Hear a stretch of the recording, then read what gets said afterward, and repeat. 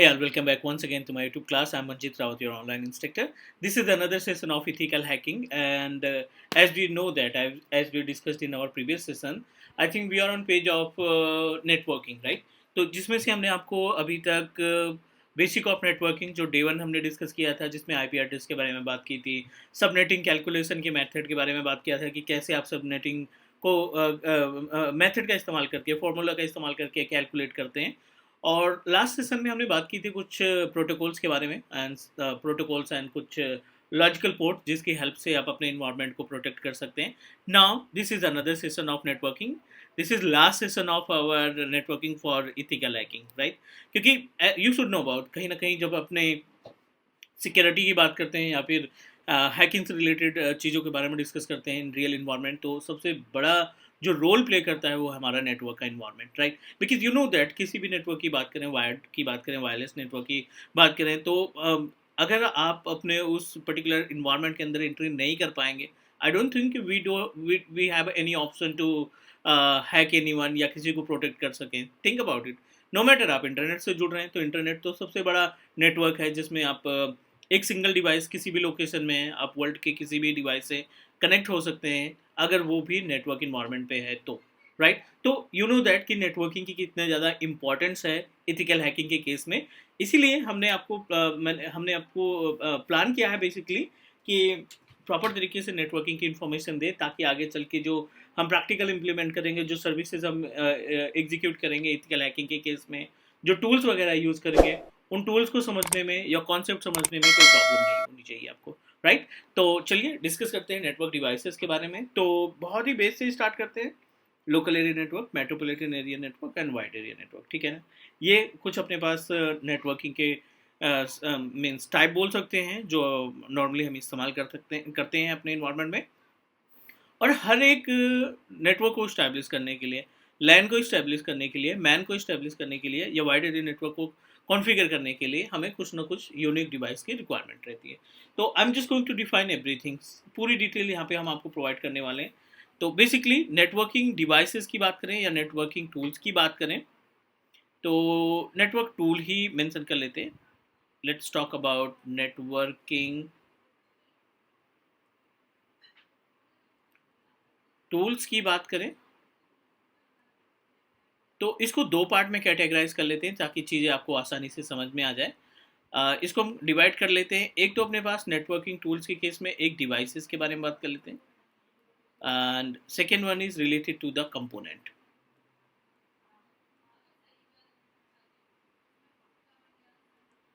ठीक है, दो चीज़ें हैं, दोनों के बारे में हमने प्रॉपर तरीके से डिस्कस करना है। इन डिवाइसेस का यूज़ कैसे है, किस तरीके से आप रियल इन्वायरमेंट में इस्तेमाल करते हैं, इनके बारे में भी बात करेंगे। तो नेटवर्क डिवाइसेस हो गए, नेटवर्किंग के टूल्स हो गए, इन दोनों के बारे में हम लोग डिस्कशन करेंगे। तो डिवाइसेस से स्टार्ट करते हैं बहुत ही बेसिक से। मीन्स लाइक एज पहली जो नेटवर्किंग की डिवाइस है हम स्टार्ट करने वाले हैं, we just need to start from switch से स्टार्ट करते हैं, ठीक है? दूसरा अपने पास ध्यान रखना, हम यहाँ पे डिवाइसेस की बात कर रहे हैं। दूसरे के केस में हम बात करने वाले हैं WiFi router, because we are responsible to manage both wireless और वायर्ड दोनों तरीके के नेटवर्क को। तीसरे डिवाइस की अगर हम बात करें तो तीसरे डिवाइस में अपने पास आता है सिस्को के router, and then will discuss about the firewall, ठीक है? अगला जो स्टेप है उसमें हम बात करेंगे किसके बारे में? फायरवॉल के बारे में। These all are the devices which is required to set up our environment। किसी भी इन्वायरमेंट में किसी भी इन्वायरमेंट की अगर हम बात करें तो ये इन्हीं डिवाइसेस के ज़रिए पूरे सेटअप को मैनेज किया जाता है, पूरे डिवाइसेस को कंट्रोल किया जाता है या उनको कम्युनिकेशन प्रोवाइड किया जाता है, ठीक है?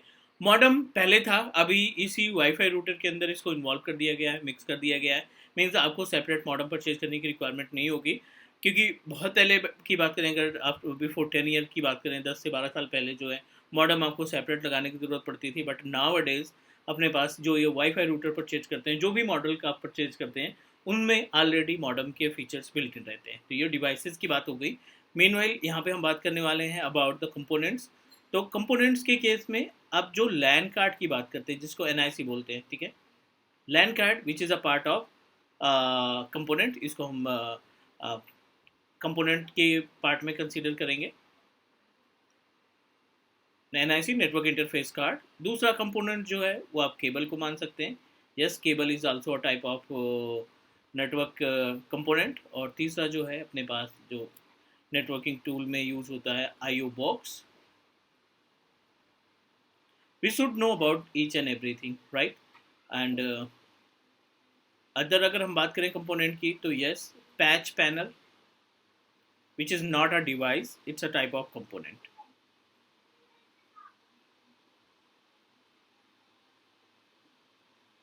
ठीक है, अगले कंपोनेंट की बात करें तो अबाउट नेटवर्क डिवाइस लॉकर। ठीक है, why it is important, why we need to know about, because you know that कि एज ए सिक्योरिटी इंजीनियर दो तरीके से नेटवर्क ब्रीच किया जा सकता है, दो तरीके से इन्वायरमेंट में एंट्री कर सकते हैं। कोई किसी भी हैकर या अटैकर की बात करें तो हमारी जो रिस्पॉन्सिबिलिटी है वो दोनों तरीके से नेटवर्क इन्वायरमेंट को प्रोटेक्ट करने की, चाहे वो वायरलेस के थ्रू या वायर्ड के थ्रू, नेटवर्क केबल के थ्रू, या जो भी कम्युनिकेशन कर रहा है नेटवर्किंग के थ्रू, या फिजिकल अगर कोई हैकिंग करने की कोशिश करता है तो वो भी हमारी रिस्पॉन्सिबिलिटी होगी कि किस तरीके से चीज़ों को हम कंट्रोल करें। तो बेस से स्टार्ट करते हैं, स्विच के बारे में बात करते हैं। स्टार्टिंग करते हैं बहुत ही बेसिक से, स्विचेस के बारे में, कितने तरीके की स्विचेस होती हैं उनके बारे में, और स्विच का काम क्या है। तो बेसिकली अगर हम स्विच की बात करें ना, तो we have a two different types of switches. One is manageable switch and another is unmanageable switch. एक अपने पास मैनेजेबल स्विच हो गई और दूसरी unmanageable. The meaning of manageable switch इस केस में क्या होता है ना, कि जो switch, as we know that switch का काम क्या है कि आप मीडिएटर डिवाइस की तरह इसका इस्तेमाल करते हैं। और जितने भी डिवाइसेस हैं, not only the computer system, जितने भी डिवाइसेस अपने सिस्टम इन्वायरमेंट में है, नेटवर्क इन्वायरमेंट में, चाहे वो आपका डेस्कटॉप हो गया, या लैपटॉप की बात कर लें, या सर्वर कंप्यूटर की बात कर लें, या फिर प्रिंटर्स की बात कर लें। ठीक है, जो भी डिवाइसेस हैं वो केबल के थ्रू इससे कनेक्ट रहती है, लाइक दिस। और मोस्ट ऑफ ऑर्गेनाइजेशन, हर एक ऑर्गेनाइजेशन में वायर्ड नेटवर्क ही इस्तेमाल किया जाता है, क्योंकि ये थोड़ा सा सिक्योर है, और जो ट्रांजेक्शन स्पीड की बात करें वो डाटा ट्रांजेक्शन स्पीड भी बेटर रहती है। क्वेश्चन ये आता है मैनेजेबल स्विच क्या है और अनमैनेजेबल स्विच क्या है। बहुत ही सिंपल सा गैप है दोनों के बीच में। ठीक है, मैनेजेबल स्विच के अंदर बहुत सारी सर्विसेज आपको एडिशनल मिलती है। जैसे आप इस पे होस्ट नेम कॉन्फ़िगर कर सकते हैं। Host name in the sense I am talking about the switch name. आप इस पे पासवर्ड लगा सकते हैं। ठीक है, आप इसमें पोर्ट की ब्लॉकिंग कर सकते हैं, आप इसमें वीलैन तैयार कर सकते हैं, राइट। और आप इसमें अपने अकॉर्डिंग जो प्रोटोकॉल है उस प्रोटोकॉल को मैनेज किया जा सकता है। N number of protocols are available. Means जिस वीएम के, जिस स्विच के अंदर आप कॉन्फ़िगर कर सकें इस तरीके की एक्टिविटी अगर आप परफॉर्म कर पा रहे हैं तो वो आपकी मैनेजेबल स्विच कहलाएगी। ऐसी स्विचेस जो केवल और केवल आपको पोर्ट्स प्रोवाइड कर रहे हैं, right. We are unable to make any changes, आप पोर्ट ब्लॉक नहीं कर पा रहे हैं, आप वीलैन नहीं कॉन्फ़िगर कर पा रहे हैं, आप उसमें पासवर्ड या होस्ट नेम नहीं कॉन्फ़िगर कर पा रहे हैं, तो वो आपकी क्या कहलाएगी, unmanageable switch. Just plug and play, कोई भी कॉन्फ़िगरेशन की रिक्वायरमेंट नहीं रहेगी, जैसे आप कनेक्ट करेंगे तुरंत की तुरंत आप उसको यूज़ करना स्टार्ट कर सकते हैं। क्लियर, उम्मीद है ये समझ में आ गया होगा आपको स्विच के बारे में। This is the actual use of switches. अगले स्टेप की बात करें, अगला जो टॉपिक है अपने पास वो है वाईफाई रूटर। इसी वाईफाई रूटर को हम बोलते हैं एक्सेस पॉइंट। ठीक है, एक्चुअल नेम इसका एक्सेस पॉइंट है।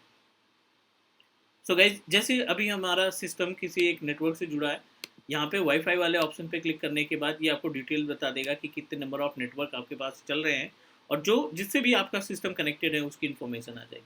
तो ये जिस डिवाइस के थ्रू आपने कॉन्फ़िगर किया है, ये SSID जो आपका वाईफाई रूटर रहता है उसको हम एक्सेस पॉइंट के नाम से जानते हैं। और एक एक्सेस पॉइंट के ज़रिए मल्टीपल डिवाइसेस को, मल्टीपल कंप्यूटर हो सकते हैं, डेस्कटॉप हो सकता है, लैपटॉप हो सकता है, मोबाइल फ़ोन हो सकता है, इनसे हम वायरलेस कनेक्टिविटी प्रोवाइड कर सकते हैं, राइट।